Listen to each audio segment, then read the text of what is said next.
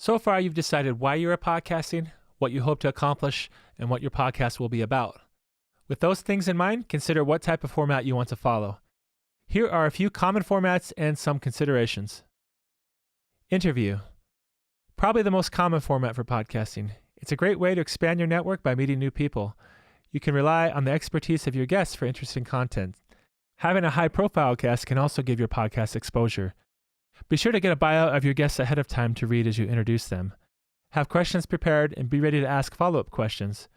Consider whether you want your interviews to be in person or done remotely, as they have different technical requirements.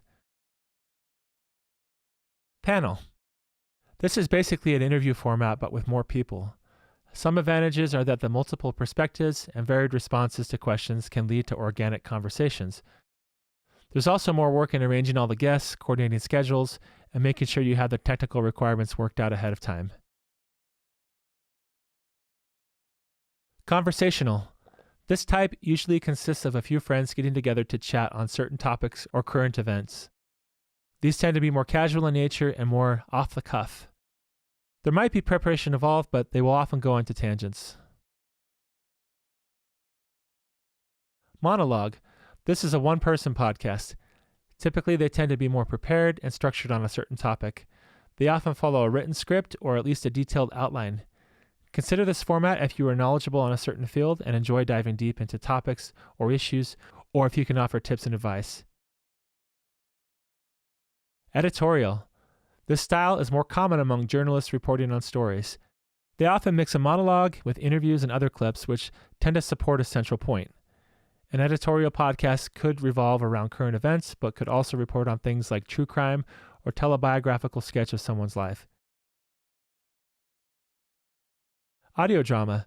This style usually starts with a written script and a cast of voice actors to tell a story. This is, in some ways, a callback to early radio shows. They are usually pretty time-intensive with production, including adding extra music and sound effects to help bring the story to life. Live. This style involves recording in front of a live audience. This could be an interview, but could also work for improv comedy or something with audience involvement like a game show. You'll need a certain level of confidence and stage presence to be able to pull this style off, but it can often result in a higher level of energy.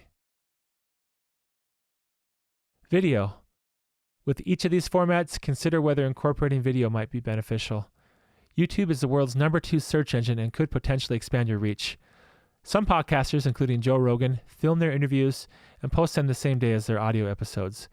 In his case, the video versions of his interviews are regularly in the millions of views. Of course, adding video to the mix could mean quite a bit of extra work and include more technical considerations and equipment. And the extra effort doesn't guarantee you'll have a bigger audience. Also, video is more difficult than audio to edit out things like ums and stutters because you typically want a smooth, consistent visual of the person talking, not a cut in the video footage every 10 seconds.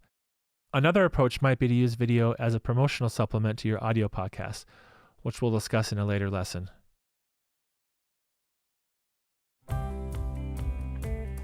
Look through this list of formats and choose one, or a combination of a few, that will best help you achieve your podcasting goals.